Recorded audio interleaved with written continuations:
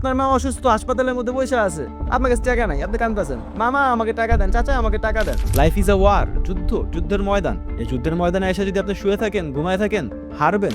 আপনার স্বপ্নের রাজকন্যাকে অন্যকে সুন্দর করে নিয়ে যাবে, বসে বসে কান্না করবেন, তখন বলবেন কেন আমার সাথে এরকম? আরে বেটা, আপনি তো রিলস দেখছেন।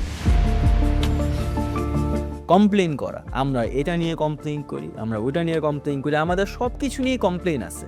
আপনি বসে বসে কমপ্লেন করতেছেন দেশের মধ্যে রাজনৈতিক অবস্থা ভালো না, এজন্য টাকা ইনকাম করতে পারতেছেন না।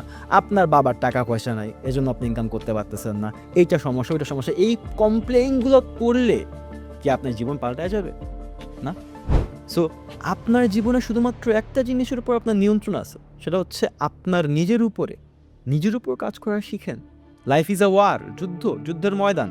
এই যুদ্ধের ময়দানে এসে যদি আপনি শুয়ে থাকেন, ঘুমায় থাকেন, হারবেন।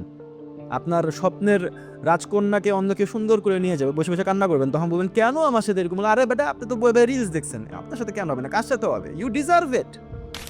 আপনার মা অসুস্থ, হাসপাতালের মধ্যে বসে আছে, আপনার কাছে টাকা নাই, আপনি কাঁদতেছেন, মামা আমাকে টাকা দেন, চাচা আমাকে টাকা দেন।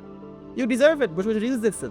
Life is a war, people are going to die. মানুষ মরবে, মানুষ অনেক কষ্ট হয় মানুষের। আপনার লাইফে অনেক কষ্ট সহ্য করা লাগবে।